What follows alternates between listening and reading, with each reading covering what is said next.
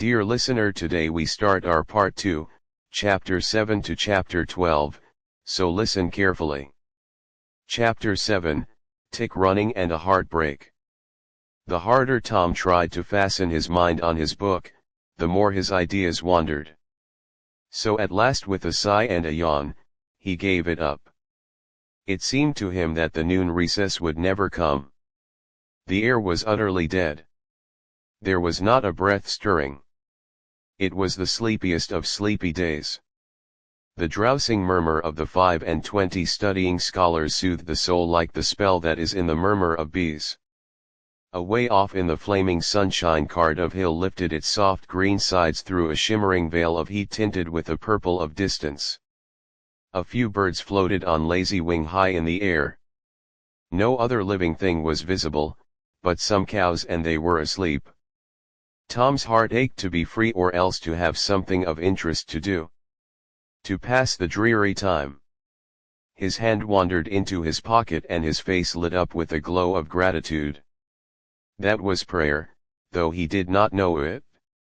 Then furtively, the percussion cat box came out. He released the tick and put him on the long flat desk. The creature probably glowed with a gratitude that amounted to prayer too at this moment, but it was premature for when he started. Thankfully, to travel off, Tom turned him aside with a pin and made him take a new direction. Tom's bosom friend sat next to him, suffering just as Tom had been, and now he was deeply and gratefully interested in this entertainment. In an instant, this bosom friend was Joe Harper. The two boys were sworn friends all the week and embattled enemies. On Saturdays, Joe took a pin out of his lapel and began to assist in exercising the prisoner. The sport grew in interest, moment ally. Soon Tom said that they were interfering with each other and neither getting the fullest benefit of the tick. So he put Joe's slate on the desk and drew a line down the middle of it from top to bottom. Now, said he, as long as he is on your side, you can stir him up and I'll let him alone. But if you let him get away and get on my side, you're to leave him alone as long as I can keep him from crossing over. All right, go ahead. Start him up. The tick escaped from Tom presently and crossed the equator. Joe harassed him a while and then he got away and crossed back again. This change of base occurred often while one boy was worrying. The tick was absorbing interest. The other would look on with interest as strong. The two heads bowed together over the slate and the two souls dead to all things else. At last luck seemed to settle in, abide with Joe. The tick tried this, that and the other course and got as excited and as anxious as the boys themselves. But time and again, just as he would have victory in his very grasp, so to speak, and Tom's fingers would be twitching to begin, Joe's pin would deftly hit him off and keep possession. At last, Tom could stand it no longer. The temptation was too strong, so he reached out and lent a hand with his pin. Joe was angry in a moment. Said he, Tom, you let him alone. I only just want to stir him up a little, Joe. No, it ain't fair. You just let him alone, blame it. I ain't going to stir him much. Let him alone. I tell you. Well, I won't. You shall. He's on my side of the line. Look here, Joe Harper, whose is that tick? I don't care whose tick he is. He's on my side of the line and you touch him. Well, I'll just bet I will though. He's my tick and I'll do what I blame. Please with him or die. A tremendous whack came down on Tom's shoulders and its duplicate on Joe's, and for the space of 2 minutes. The dust continued to fly from the two jackets and the whole school to enjoy it. The boys had been too absorbed to notice the hush that had stolen upon the school a while before. When the master came tiptoeing down the room and stood over them, he had contemplated a good part of the performance before he contributed his bit of variety to it. When school broke up at noon, Tom flew to Becky Thatcher and whispered in her ear, put on your bonnet and let on. You're going home, and when you get to the corner, give the rest of them the slip and turn down through the lane and come back. I'll go the other way and come it over them the same way." So the one went off with one group of scholars and the other with another. In a little while, the two met at the bottom of the lane, and when they reached the school, they had it all to themselves. Then they sat together with the slate before them, and Tom gave Becky the pencil and held her hand in his, guiding it, and so created another surprising house. When the interest in art began to wane, the two fell to talking. Tom was swimming in bliss. He said, "Do you love rats?" "No, I hate them." "Well, I do too. Live ones, but I mean dead ones to swing around your head with a string." "No, I don't care for rats much anyway. What I like is chewing gum." "Oh, I should say so. I wish I had some." "Now do you? I've got some. I'll let you chew it a while, but you must give it back to me." That was agreeable. So they chewed it, turned about and dangled their legs against the bench in excess of contentment. "Was you ever at a circus?" said Tom. "Yes, and my pa's going to take me again sometime if I'm good. I been to the circus 3 or 4 times. Lots of times. Church ain't shucks to a circus. There's things going on at a circus all the time. I'm going to be a clown in the circus when I grow up." "Oh, are you? That will be nice. They're so lovely. All spotted up." "Yes. That's so, and they get slathered of money. Most $1 a day." Ben Rogers says, "Say Becky, was you ever engaged?" "What's that?" "Why, engaged to be married." "No. Would you like to?" "I reckon so." "I don't know. What is it like?" "Why, it ain't like anything. You only just tell a boy. You won't ever have anybody but him. Ever, ever, ever. And then you kiss, and that's all anybody can do it." "Kiss? What do you kiss for?" "Why, that is to, well, they always do that." "Everybody?" "Why, yes. Everybody that's in love with each other. Do you remember what I wrote on the slate?" "Yes." "What was it?" "I shan't tell you." "Shall I tell you?" "Yes, but some other time." "No, now." "No, not now. Tomorrow." "Oh, no. Now please, Becky." "I'll whisper it." "I'll whisper it." Ever so easy, Becky hesitating. Tom took silence for consent and passed his arm about her waist and whispered the tale ever so softly with his mouth close to her ear, and then he added, "Now you whisper it to me just the same." She resisted for a while and then said, "You turn your face away so you can't see, and then I will." "But you mustn't ever tell anybody, will you, Tom? Now you won't, will you?" "No, indeed, indeed. I won't." "Now Becky." He turned his face away and she bent timidly around till her breath stirred his curls and whispered, "I love you." Then she spr away and ran around and around the desks and benches with Tom after her and took refuge in a corner at last with her little white apron into her face. Tom clasped her about her neck and pleaded, "Now Becky, it's all done, all over, but the kiss, don't you be afraid of that. It ain't anything at all. Please, Becky." And he tugged at her apron in the hands. By and by, she gave up and let her hands drop. Her face, all glowing with a struggle, came up and submitted. Tom kissed the red lips and said, "Now it's all done, Becky, and always after this, you ain't ever to love anybody but me, and you ain't ever to marry anybody but me. Never, never, and forever, will you?" "No, I'll never love anybody but you, Tom, and I'll never marry anybody but you, and you ain't to ever marry anybody but me either." "Certainly, of course. That's part of it, and always coming to school or when we're going home, You're to walk with me when there ain't anybody looking, and you choose me and I choose you at parties because that's the way you do when you're engaged. It's so nice. I never heard of it before. Oh, it's ever so gay. Why, me and Amy Lawrence, the big eyes told Tom his blunder, and he stopped confused. Oh, Tom, then I ain't the first you've ever been engaged to. The child began to cry, and Tom said, "Oh, don't cry, Becky, I don't care for her anymore." "Yes you do, Tom. You know, do." Tom tried to put his arm about her neck, but she pushed him away and turned her face to the wall and went on crying. Tom tried again with soothing words in his mouth and was repulsed again. Then his pride was up and he strode away and went outside.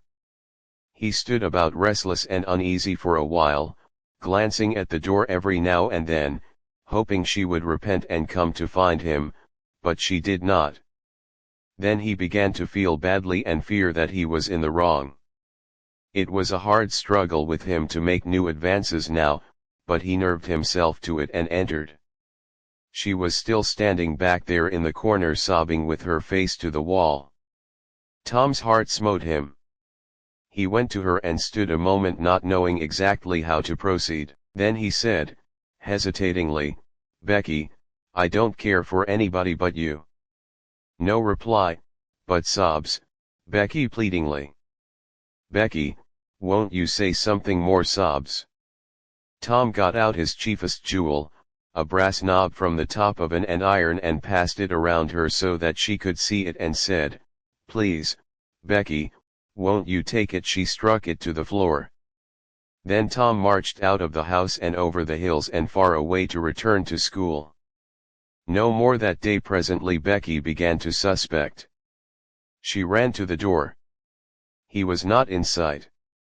She flew around to the play yard. He was not there. Then she called, "Tom, come back, Tom." She listened intently, but there was no answer. She had no companions but silence and loneliness. So she sat down to cry again and upbraid herself. And by this time, the scholars began to gather again, and she had to hide her griefs and still her broken heart and take up the cross of a long, dreary, aching afternoon with none among the strangers about her to exchange sorrows with. End of Chapter 7. Chapter 8. A pirate bold to be. Tom dodged hither and thither through lanes until he was well out of the track of returning scholars, and then fell into a moody jog. He crossed a small branch 2 or 3 times because of a prevailing juvenile superstition that to cross water baffled pursuit. Half an hour later, he was disappearing behind the Douglas mansion on the summit of Cardiff Hill, and the schoolhouse was hardly distinguishable way off in the valley. Behind him, he entered a dense wood, picked his pathless way to the center of it, and sat down on a mossy spot under a spreading oak. There was not even a zephyr stirring.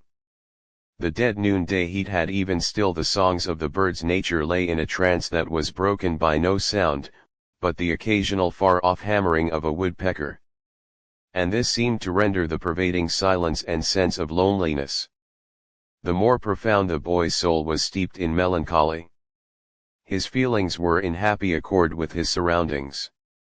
He sat long with his elbows on his knees and his chin in his hands, meditating. It seemed to him that life was but a trouble at best, and he more than half envied Jimmy Hodges, so lately released. It must be very peaceful.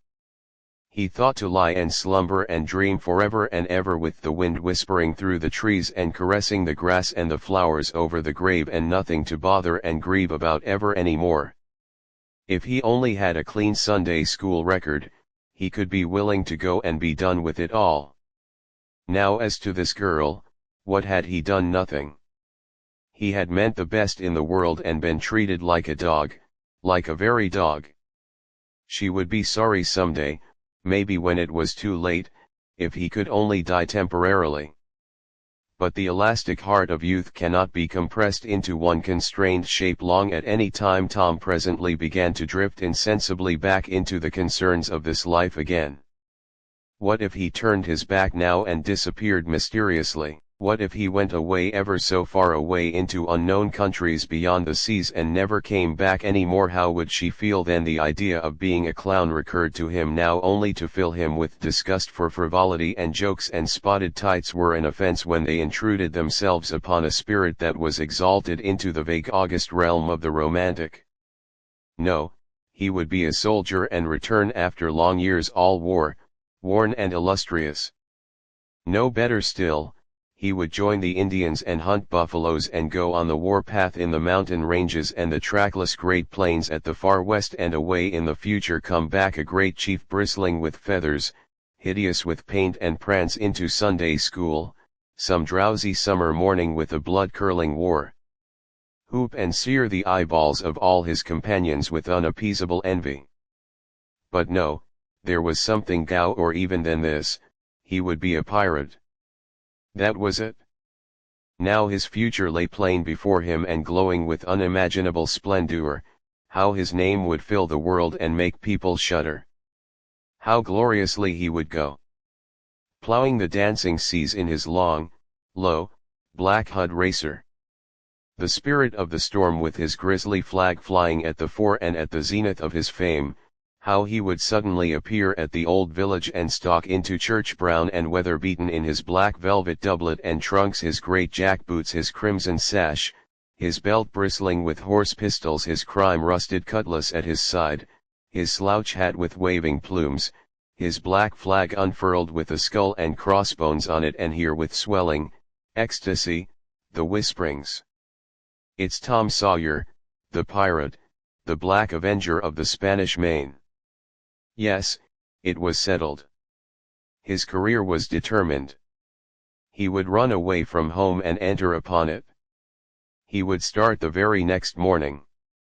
Therefore he must now begin to get ready. He would collect his resources together. He went to a rotten log near at hand and began to dig under one end of it with his Barlow knife. He soon struck wood that sounded hollow. He put his hand there and uttered this incantation impressively: "What hasn't come here, come what's here. Stay here." Then he scraped away the dirt and exposed a pine shingle. He took it up and disclosed a shapely little treasure house whose bottom and sides were of shingles. In it lay a marble. Tom's astonishment was boundless. He scratched his head with perplexed air and said, "Well, that beats anything." Then he tossed the marble away, ishly, and stood cogitating. The truth was that a superstition of his had failed here, which he and all his comrades had always looked upon as infallible.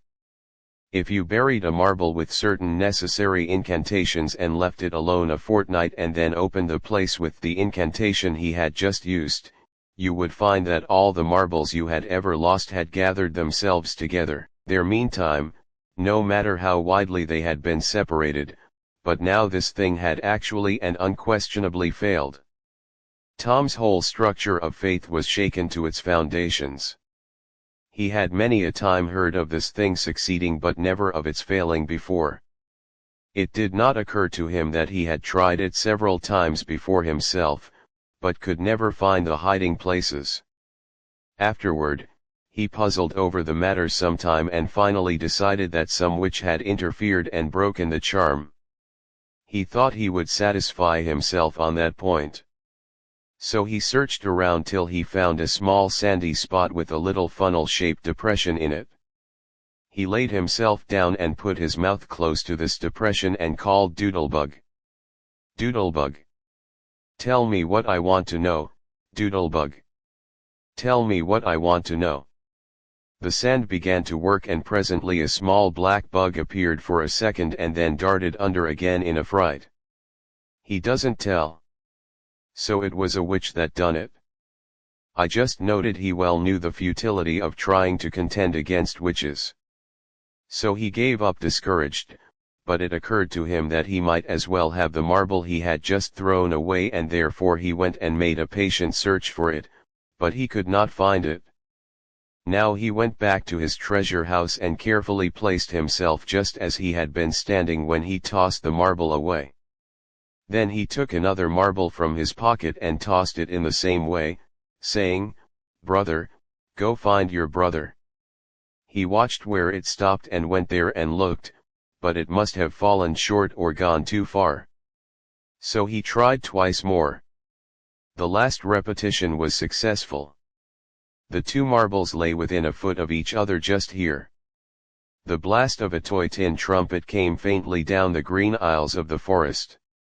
Tom flung off his jacket and trousers, turned a suspender into a belt, raked away some brush behind the rotten, disclosing a rude bow and arrow, a lath sword and a tin trumpet, and in a moment had seized these things and bounded away bare-legged with fluttering shirt. He presently halted under a great elm, blew an answering blast, and then began to tiptoe and look wary out this way in that he said, cautiously to an imaginary company, "Hold my merry men, keep hid till I blow." Now appeared Joe Harper as airily clad and elaborately armed as Tom. Tom called, "Hold, who comes into Sherwood Forest without my pass? Guy of Gisborne wants no man's pass." "Who are thou that dares to hold such language?" said Tom, prompting, for they talked by the book from memory. "Who are thou that dares to hold such language?" "I indeed, I am Robin Hood, as thy Kate of Carcass." "Soon shall know then, art thou indeed that famous outlaw? Right gladly will I dispute with thee the passes of the merry would have at thee." They took their lath swords, dumped their other traps on the ground and struck a fencing attitude foot to foot and began a grave careful combat. Two up and two down. Presently, Tom said, "Now if you've got the hang, go it lively." So they went it lively, panting and perspiring with the work. By and by Tom shouted, "Fall! Fall! Why don't you fall, I chant? Why don't you fall yourself? You're getting the worst of it." "Why, that ain't anything. I can't fall. That ain't the way it is in the book. The book says," then with one black-handed stroke, "He-s-l, poor Guy of Gisborne, you're to turn round and let me hit you on the back." There was no getting around the authorities. So Joe turned, received the whack and fell. "Now," said Joe, getting up, "you got to let me kill you." "That's fair." "Why, I can't do that. It ain't in the book." "Well, it's blamed mean, that's all." "Well, say, Joe, you can be Friar Tuck or Much the miller's son and lam me with a quarter staff, or I'll be the Sheriff of Nottingham and you be Robin Hood a little while and kill me." This was satisfactory. And so these adventures were carried out.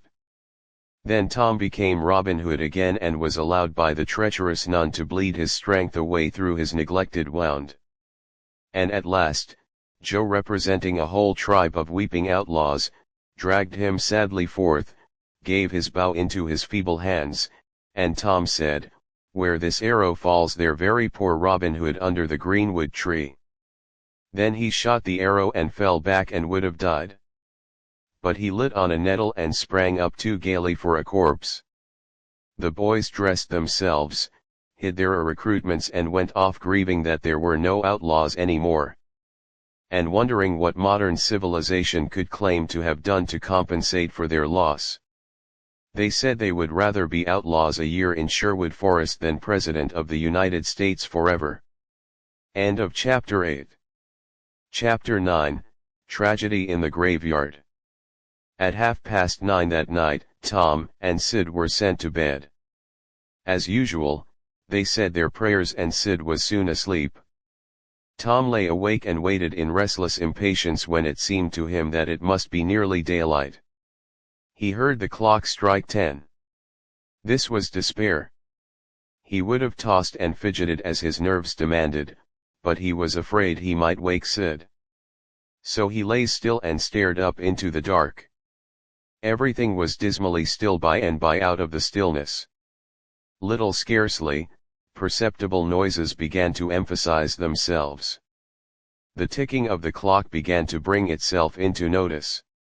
Old beams began to crack mysteriously. The stairs creaked faintly, evidently spirits were abroad. A measured, muffled snore issued from Aunt Polly's chamber, and now the tiresome chirping of a cricket that no human ingenuity could locate began. Next, the ghastly ticking of a death watch in the wall. The bed's head made Tom shudder. It meant that somebody's days were numbered.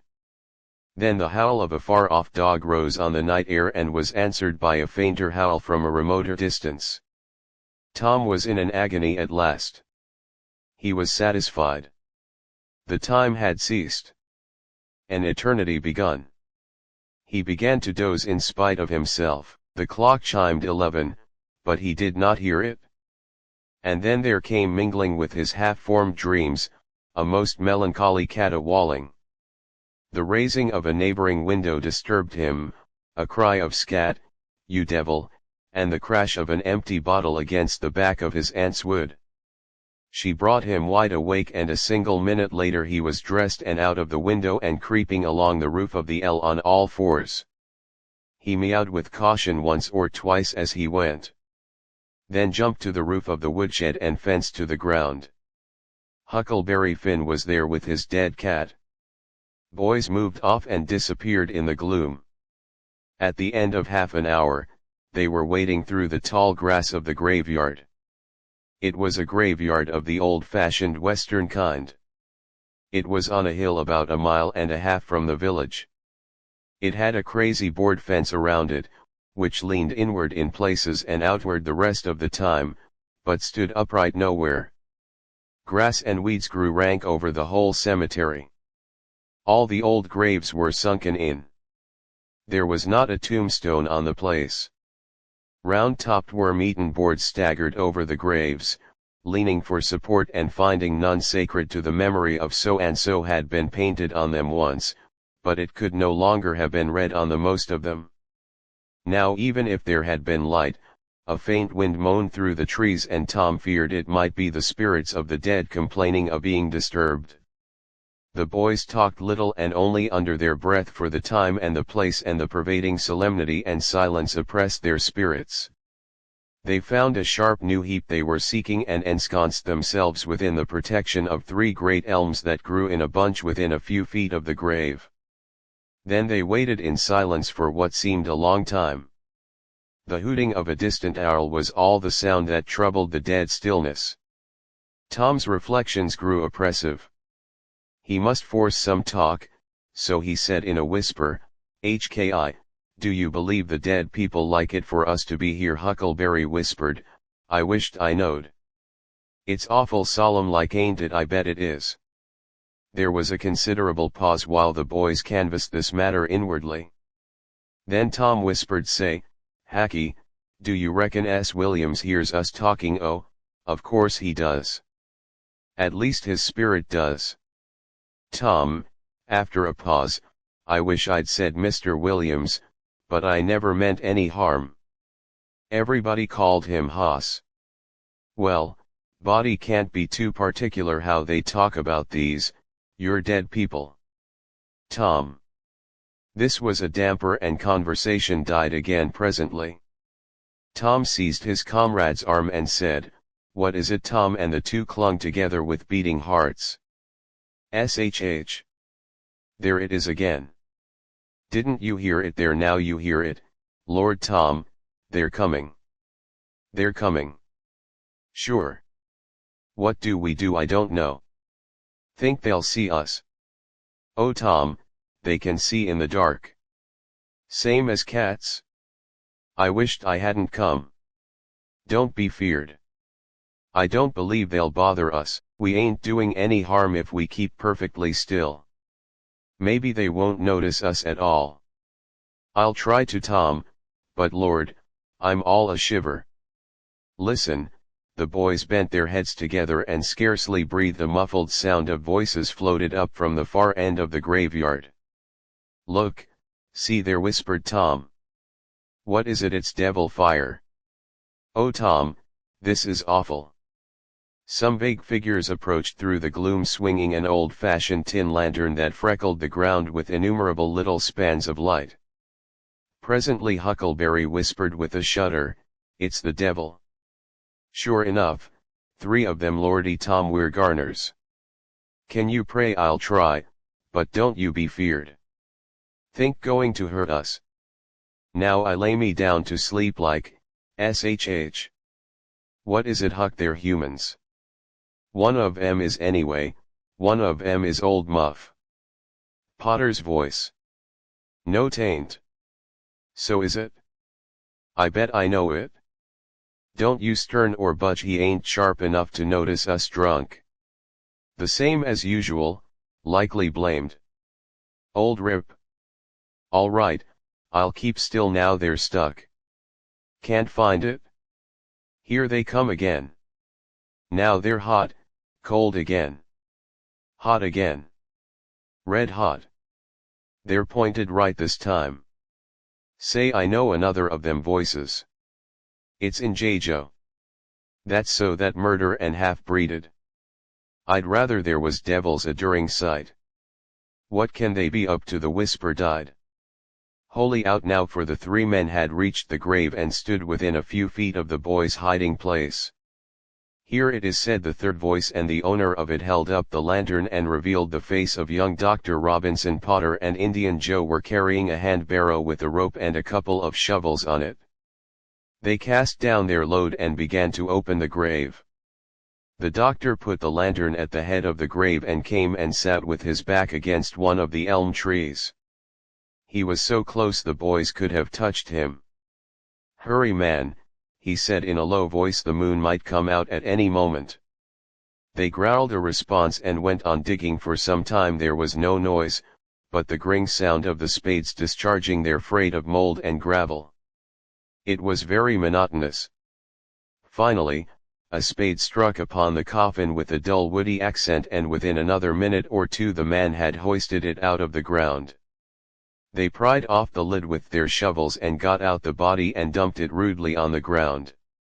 The moon drifted from behind the clouds and exposed the pallid face.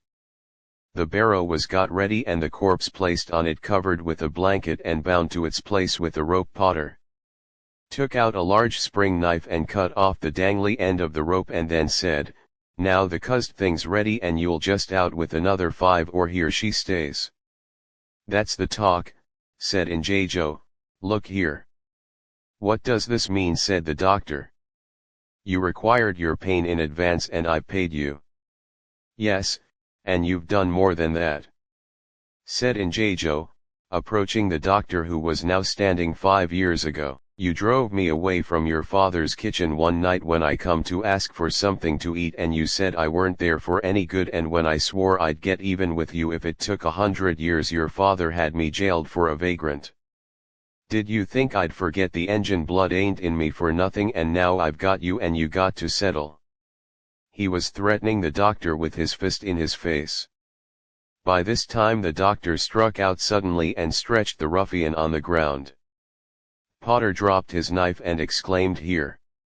Now don't you hit my part," and the next moment he was grappled with the doctor, and the two were struggling with might and main, trampling the grass and tearing the ground with their heels. Injun Joe sprang to his feet, his eyes flaming with passion, snatched up Potter's knife and went creeping cat-like and snooping round and round about the combatants, seeking an opportunity. All at once, the doctor flung himself free, seized the heavy headboard of William's grave and fell Potter to the earth with it, and in the same instance, the half-breed saw his chance and drove the knife to the hilt in the young man's breast. He reeled and fell partly upon Potter, flooding him with his blood, and in the same moment the clouds blotted out. The dreadful spectacle in the two frightened boys went speeding away in the dark. Presently, when the moon emerged again, Njajo was standing over the two forms contemplating them. The doctor murmured inarticulately, gave a long gas or two, and was still. The half-breed muttered, "That score is settled. Damn you." Then he robbed the body, after which he put the fatal knife in Potter's open right hand and sat down on the dismantled coffin. 3, 4, 5 minutes passed, and then Potter began to stir and moan. His hand closed upon the knife. He raised it, glanced at it, and let it fall with a shudder. Then he sat up, pushing the body from him, and gazed at it and then around him, confusedly. His eyes met Joe's. "Lord, "How is this, Joe?" he said. "It's a dirty business," said Joe, without moving. "What did you do it for? I never done it." "Look here. That kind of talk won't wash." Potter trembled and grew white. "I thought I got sober. I had no business to drink tonight, but it's in my head yet worse than when we started here. I'm all in a muddle. Can't recollect anything of it." "Hardly tell me, Joe, honest now, old fella." "Did I do it, Joe? I never meant to, upon my soul and honor I never meant to, Joe."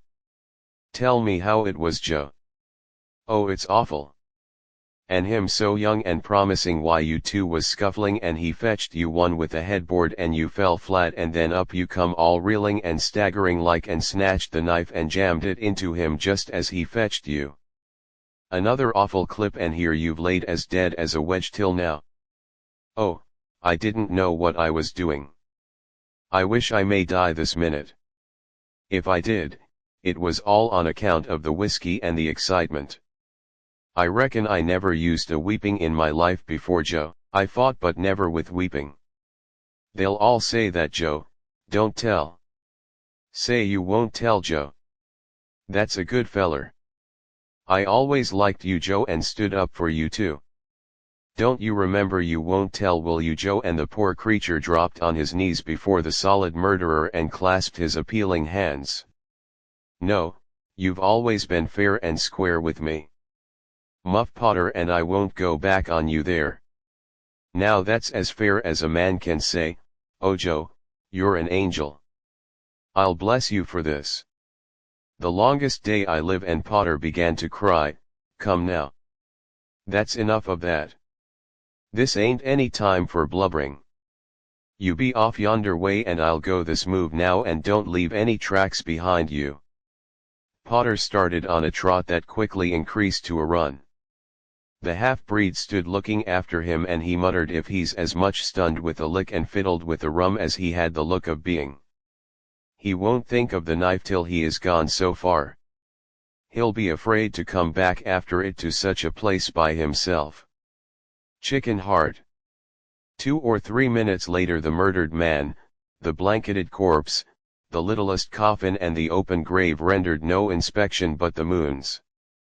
The stillness was complete again. To end of chapter 9. Chapter 10, Dire Prophecy of the Howling Dog. The two boys flew on and on toward the village, speechless with horror.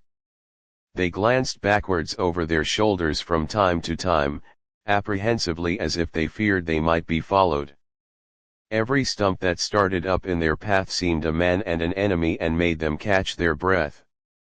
And as they sped by some outlying cottages that lay near the village, the barking of the aroused watchdogs seemed to give wings to their feet.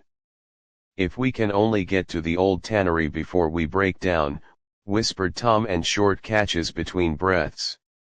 "I can't stand it much longer." Huckleberry's hard panting were his only reply, and the boys fixed their eyes on the goal of their hopes and bent to their work to win it. They gained steadily on it, and at last, breast to breast, they burst through the open door and fell grateful and exhausted in the sheltering shadows behind. By and by their pulses slowed down, and Tom whispered, "Huckleberry, what do you reckon will come of this if Dr. Robinson dies?" "I reckon hanging will come of it." "Do you though?" "Why, I know it."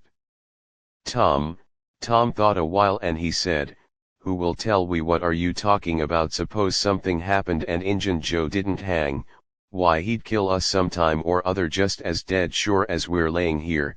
"That's just what I was thinking to myself." "Huck, if anybody tells, let Muff Potter do it.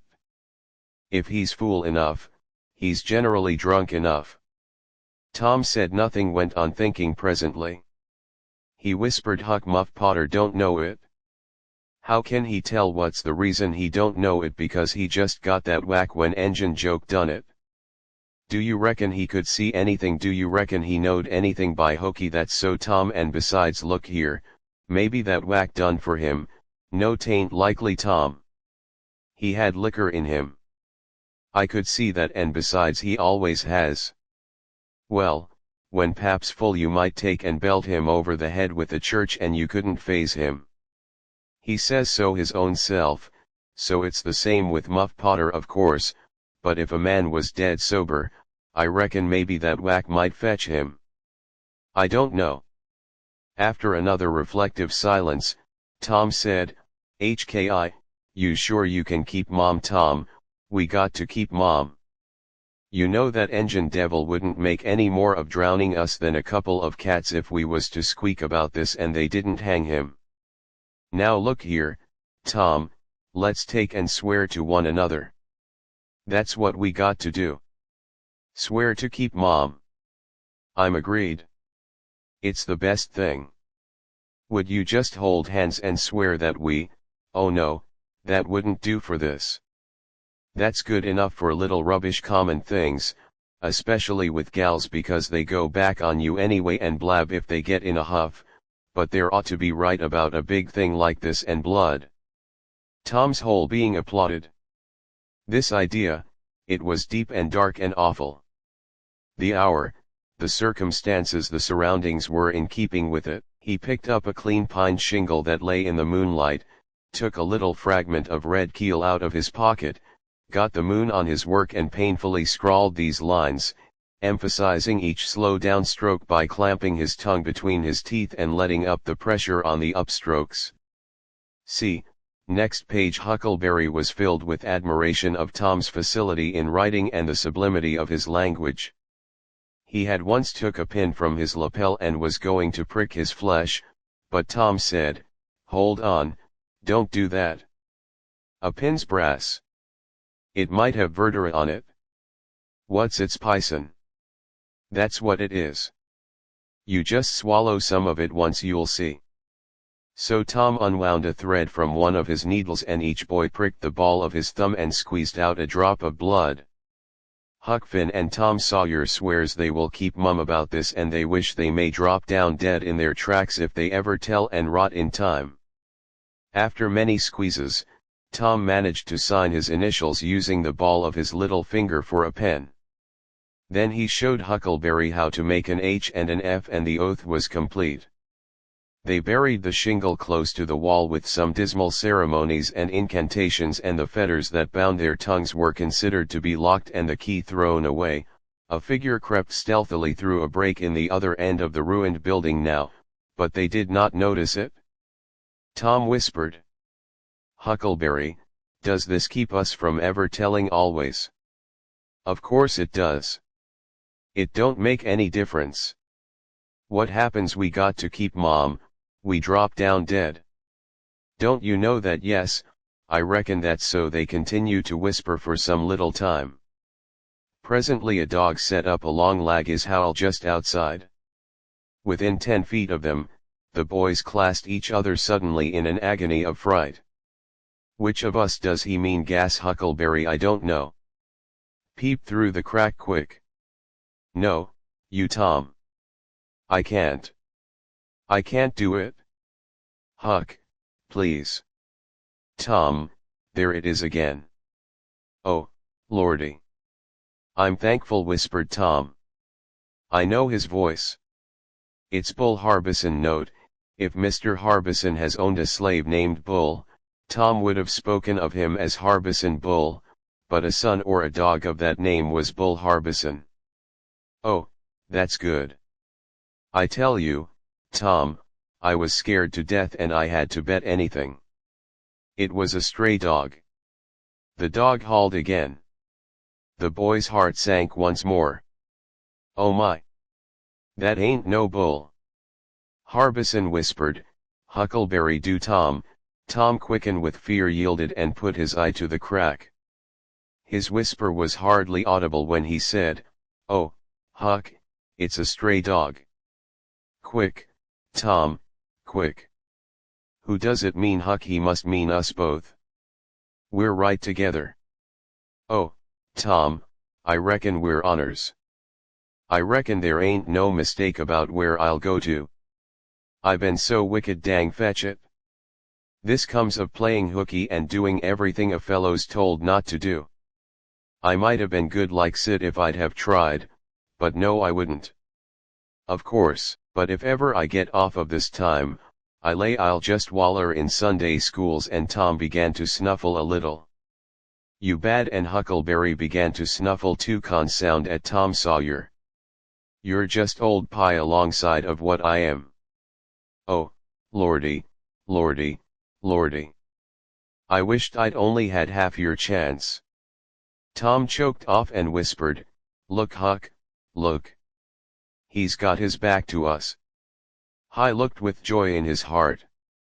Well, he has, by jingo. Did he before? Yes he did, but like a fool. I never thought, oh, this is bully now. Who can he mean? The howling stopped and Tom pricked up his ears. What's that? He whispered. Sounds like Huck's grunting. No, it's somebody snoring. Tom, that is it? Whereabouts is it, Huck? I believe it's down at t'other end. Sounds so anyway. Pap used to sleep there sometimes long with the hogs, but laws bless you, he just lifts things when he snores.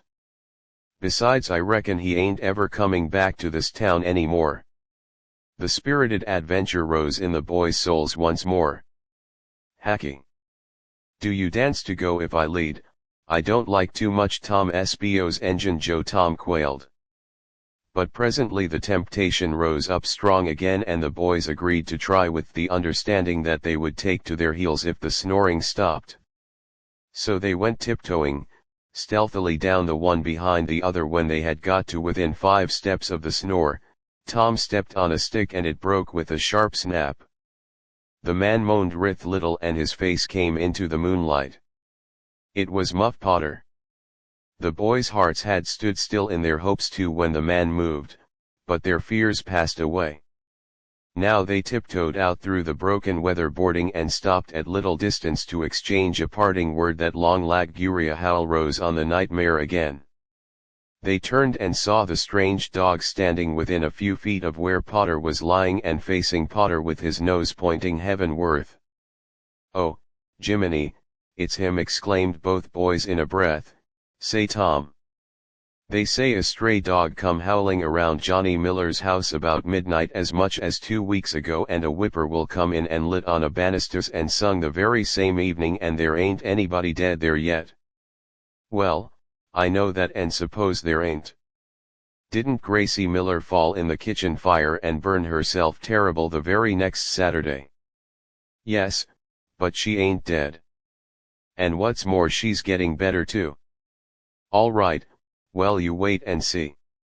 She's a goner, just as dead sure as Muff. Potter's a goner.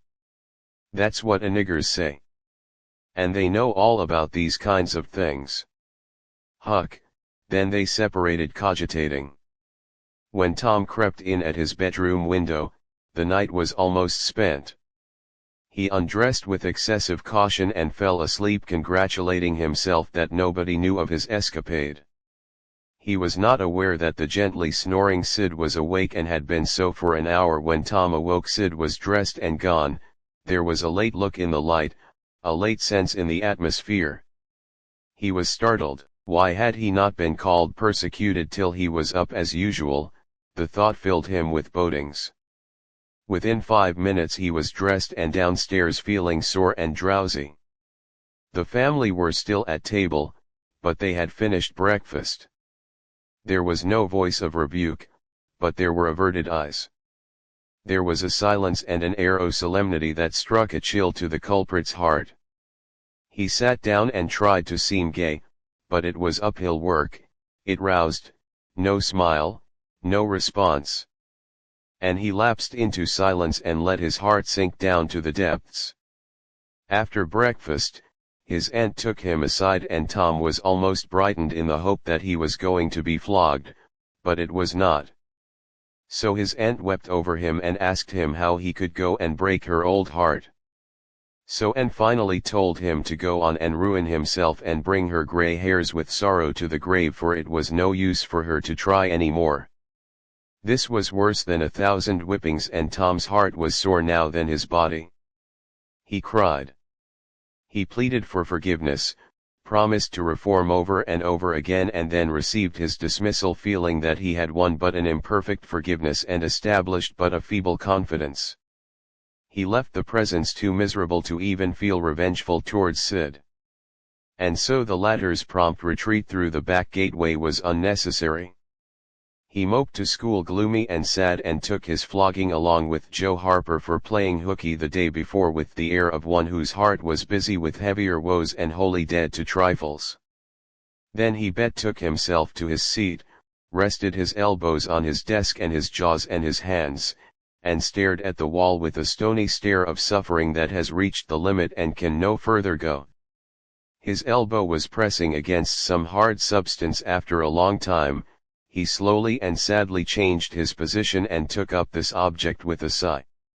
It was in a paper. He unrolled it. A long lingering colossal sigh followed and his heart broke. It was his brass and iron knob.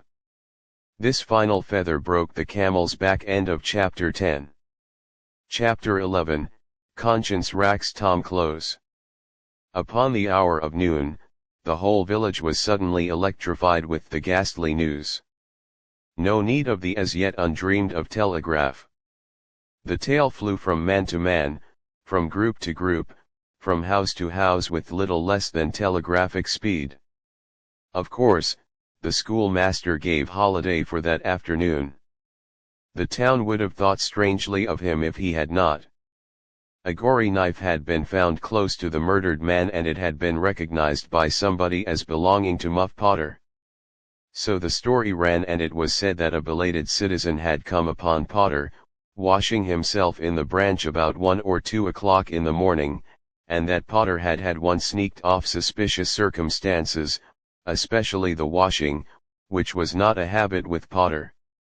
It was also said that the town had been ransacked for this murderer. The public are not slow in the matter of sifting evidence and arriving at a verdict, but that he could not be found. Horsemen had departed down all the roads in every direction, and the sheriff was confident that he would be captured before night. All the town was drifting toward the graveyard. Tom's heartbreak vanished and he joined the procession, not because he would not 1,000 times rather go anywhere else, but because an awful unaccountable fascination drew him on. Arrived at the dreadful place, he wormed his small body through the crowd and saw the dismal spectacle. It seemed to him an age since he was there before. Somebody pinched his arm, he turned and his eyes met. Huckleberries then both looked elsewhere at once and wondered if anybody had noticed anything in their mutual glance, but everybody was talking and intent upon the grisly spectacle before them. Poor fellow! Poor young fellow! This ought to be a lesson to grave robbers. Muff Potter will hang for this if they catch him. This was the drift of remark, and the minister said it was a judgment. His hand is here now. Tom shivered from head to heel, for his eye fell upon the stalled face of Injun Joe. At this moment, the crowd began to sway and struggle, and voices shouted, "It's him! It's him! He's coming himself!" Hoo-hoo from 20 voices. Muff Potter. Hello. He stopped. Look out. He's turning. Don't let him get away. People in the branches of the trees over Tom's head said he wasn't trying to get away. He only looked doubtful and perplexed. Infernal imp ants said. A bystander wanted to come and take a quiet look at his work. I reckon didn't expect any company. The crowd fell apart now, and the sheriff came through, leading Potter by the arm. The poor fellow's face was haggard and his eyes showed the fear that was upon him when he stood before the murdered man. He shook us with a palsy and he put his face in his hands and burst into tears. I didn't do it. Friends. He sobbed, upon my word on honor. I never done it. Who's accused you? Shouted a voice. This shot seemed to carry home. Potter lifted his face and looked around him with a pathetic hopelessness in his eyes.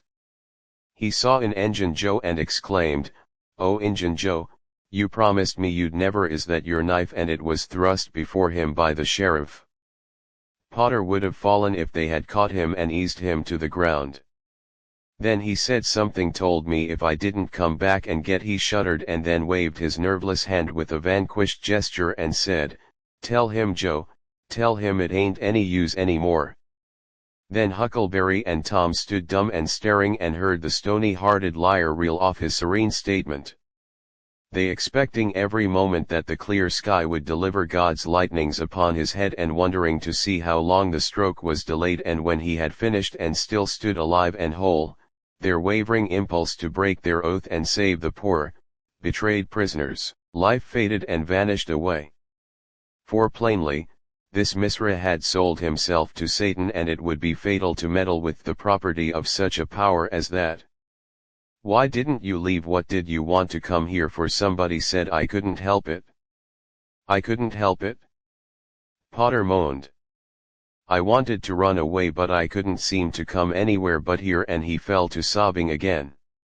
Injun Joe repeated his statement just as calmly a few minutes afterwards on the inquest under oath, and the boys, seeing that the lightnings were still withheld, were confirmed in their belief that Joe had sold himself to the devil. He was now become to them the most balefully interesting object they had ever looked upon, and they could not take their fascinated eyes from his face. They inwardly resolved to watch him nights when opportunity should offer, in the hope of getting a glimpse of his dread.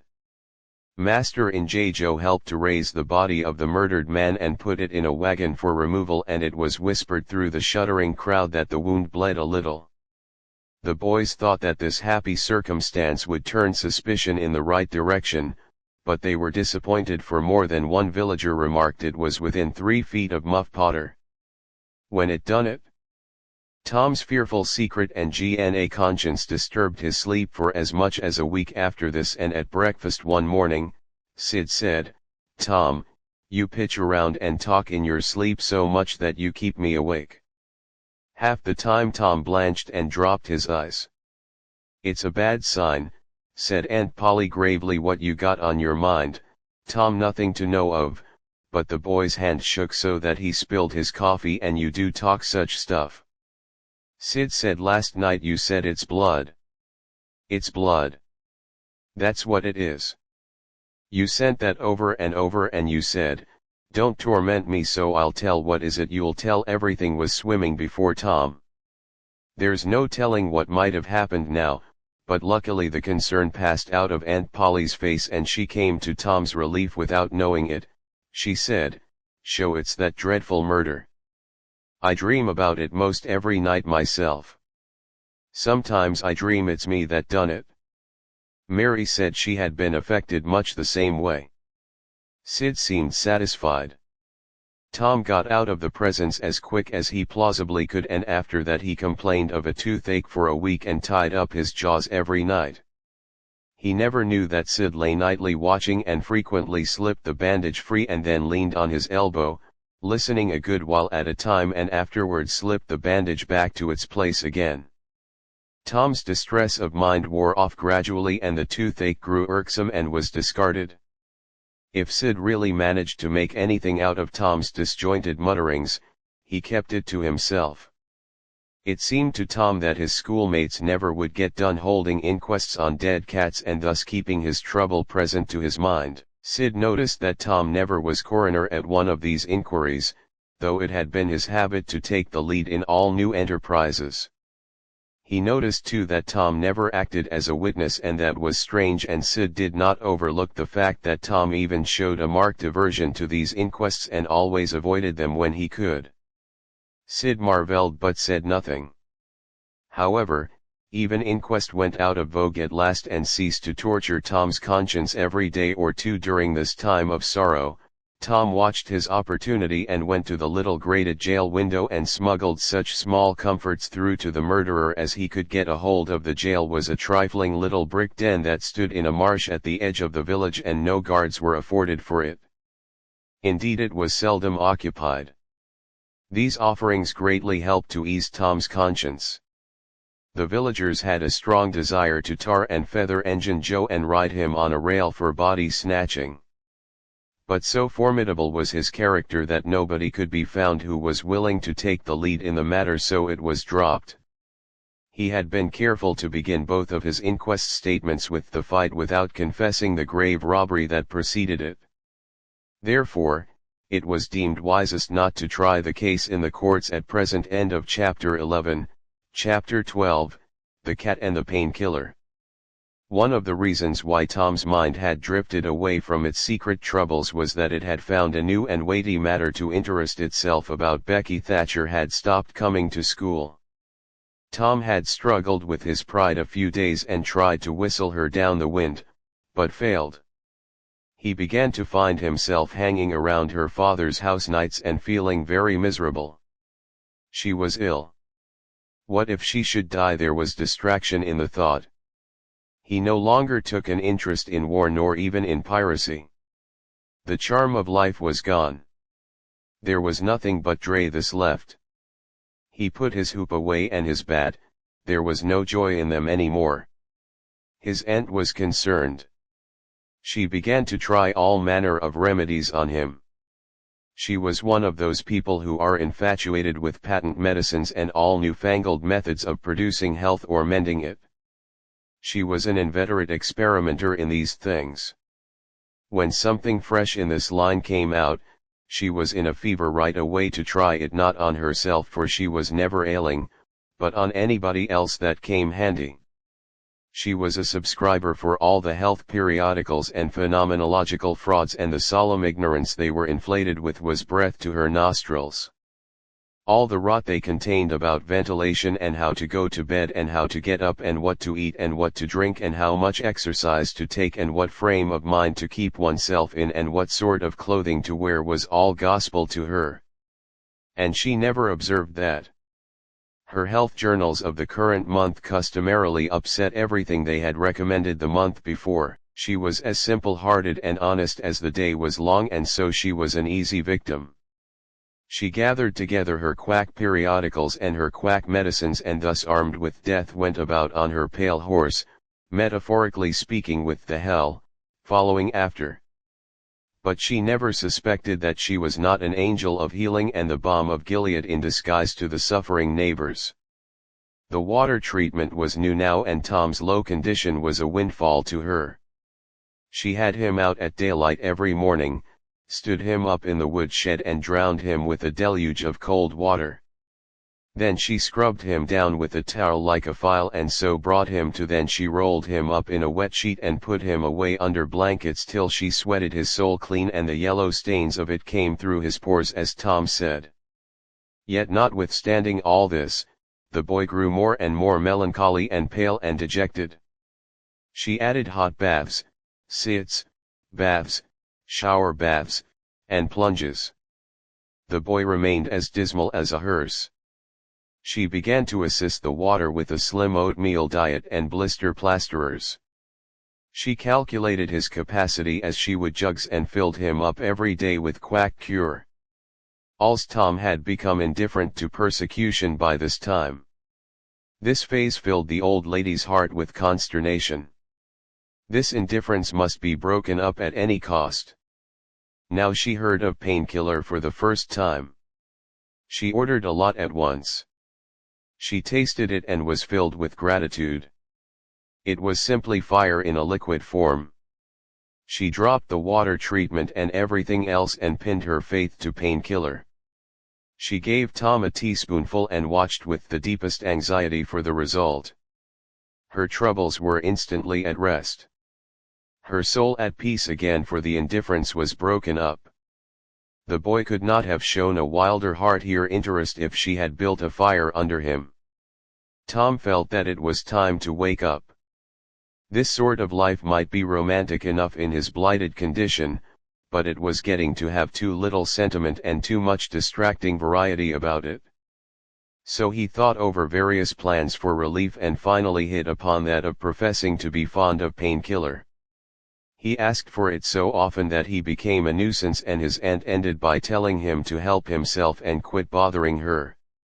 If it had been Sid, she would have had no misgivings to alloy her delight. But since it was Tom, she watched the bottle clandestinely.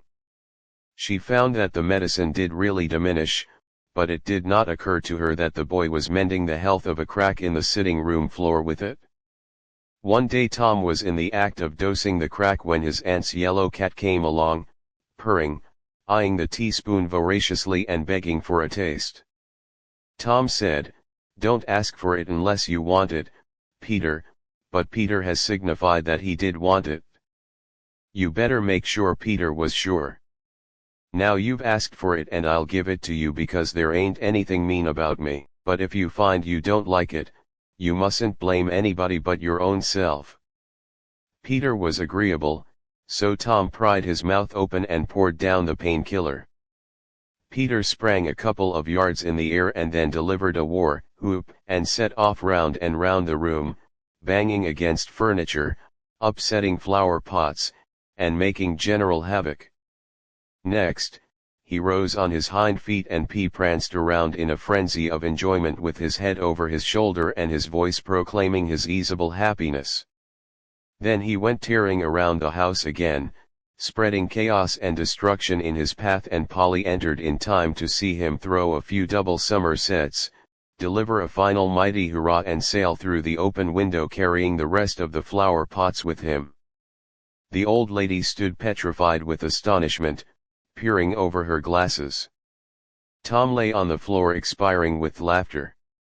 "Tom, what on earth ails that cat? I don't know, Aunt." "Guess the boy." "Why, I never seen anything like it. What did make him act so? Indeed I don't know. Aunt Polly, cats always act so when they're having a good time, they do." "Do they?" There was something in the tone that made Tom apprehensive. "Yes, I believe they do." "You do?" "Yes." The old lady was bending down, Tom watching with interest emphasized by anxiety. Too late he divined her drift. The handle of the telltale teaspoon was visible under the bed valance and Polly took it, held it up. Tom winced and dropped his eyes, and Polly raised him by the usual handle his ear and cracked his head soundly with her thimble. "Sir, what did you want to treat that poor dumb beast so for?" "I'd done it out of pity for him because he hadn't any aunt." "Hadn't any aunt, you numbskull? What has that got to do with it?" "Heaps. Because if he'd have had one, she'd have burned him out herself. She'd have roasted his bowels out of him without any more feeling than if he was a human." Aunt Polly felt a sudden pang of remorse. This was putting the thing in a new light. What was cruelty to a cat might be cruelty to a boy too. She began to soften. She felt sorry. Her eyes watered a little and she put her hand on Tom's head and said, gently, "I was meaning for the best." Tom, it did. Do you good. Tom looked up in her face with just a perceptible twinkle peeping through his gravity. "I know you was meaning for the best, auntie, and so was I with Peter. It done him good too. I never seen him get around so since." "Oh, go along with you, Tom, before you aggravate me again, and you try and see if you can't be a good boy for once and you didn't take any more medicine." Tom reached school ahead of time. It was noticed that this strange thing had been occurring every day laterally, and now, as usual of late, he hung about the gate of the schoolyard. Instead of playing with his comrades, he was sick, he said, and he tried to seem to be looking everywhere but with her. He really was looking down the road. Presently Jeff Thatcher hove in sight and Tom's face lighted. He gazed a moment and then turned sorrowfully away. When Jeff arrived, Tom accosted him and led up Worley to opportunities for remark about Becky, but the giddy lad never could see the bait. Tom watched and watched, hoping whenever a frisking frock came in sight and hating the owner of it. As soon as he saw she was not the right one at last, frocks ceased to appear and he dropped hopelessly into their dumps. He entered the empty schoolhouse and sat down to suffer. Then one more frock passed in at the gate and Tom's heart gave a great bound.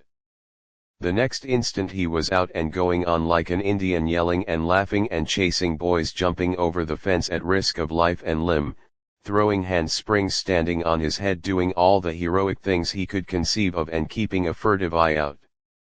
All the while to see if Becky Thatcher was noticing, but she seemed to be unconscious of it all. She never looked. Could it be possible that she was not aware that he was there? He carried his exploits to her immediate vicinity, came war, whooping around, snatched a body's cap, hurled it to the roof of the schoolhouse, broke through a group of boys, tumbling them in every direction, and fell sprawling himself under Becky's nose, almost upsetting her, and she turned with her nose in the air, and he heard her say, "Some people think they're mighty smart." Hall was showing off. Tom's cheeks burned. He gathered himself up and sneaked off, crushed and crestfallen. End of chapter 12. Please like, subscribe and share my channel for next part and other informative video, and please support. Thanks.